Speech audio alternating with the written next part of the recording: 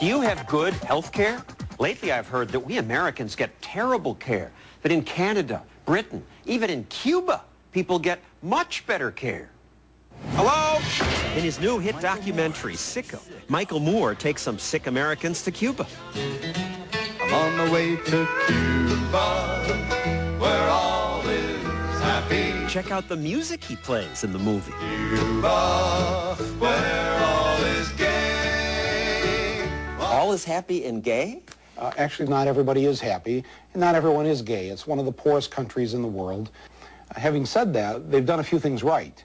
Moore's movie claims socialized medicine, that is, government-run medicine, is great, and it's why Cubans get better care than Americans. They believe in preventative medicine, and it seems like there's a doctor on every block. When Moore's group arrived, they were taken to a special section of this showcase hospital. I asked them to give us the same exact care they give their fellow Cuban citizens. No more, no less. And that's what they did. Do you really think that's what they did? Oh, I know that's what they did. It's an average hospital? I mean, they have a clinic in every neighborhood in Cuba. This isn't just me saying this, you know. All the World Health Organizations or whatever have confirmed that if there's one thing they do right in Cuba, it's health care. And there's very little debate about that. Oh, there's plenty of debate. These films that try to portray the healthcare in Cuba as being superior, they are lacking in providing truth. Cuban-born human rights advocate Dr. Jose Caro says Moore's movie tells lies. And there are plenty of pictures like these, smuggled out of Cuba, that tell a different story. A story of dilapidated hospitals with bleak rooms where patients have to hang clothes to dry on the windows. Filthy conditions, floors covered with bugs, patients who are neglected, some who starve. George Utzet, who writes the anti-Castro website TheRealCuba.com, says Moore and his group were taken to a part of this hospital that's reserved for the privileged. Elites, he says, get special treatment. They don't go to the hospital for regular Cubans. They go to hospital for the elite. And it's, very different condition.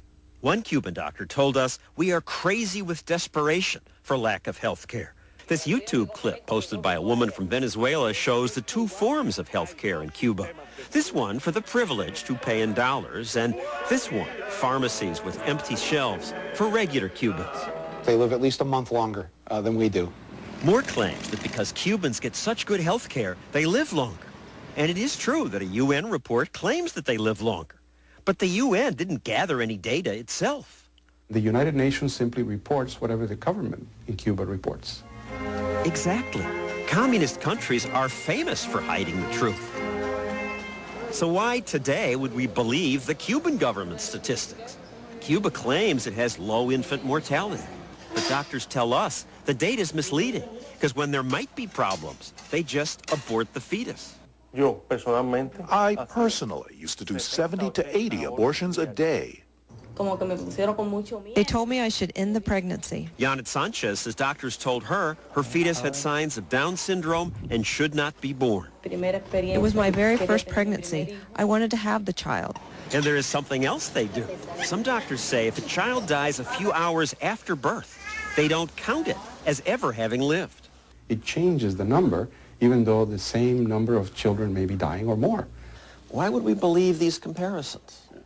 All the independent health organizations in the world, and even our own CIA, believes that the Cubans have a pretty good health system, and they do, in fact, live longer than we do. But when we called the CIA, they said, we never said that Cuba has a pretty good health system or that they live longer. In fact, the CIA says Americans average 78 years of life versus 77.1 in Cuba. Again, the data that does say Cubans live longer comes straight from the Cuban government. Why believe what they say about how long people live? Not to direct your interview here, but Cuba's the red herring. Let's stick to Canada and Britain and this stuff, because I think these are legitimate arguments that are made against the film and against the so-called idea of socialized medicine, and I think you should challenge me on these things, and I'll give you my answer. Okay, next week on 2020, we'll do just that. We'll spend the entire hour on health care, and I'll fight with Michael Moore about what works best. The private sector does everything better because they compete. Private sector does everything better? You are like so 13th century. I love this. Limited government That's next week. We call it Whose Body Is It Anyway? Sick in America.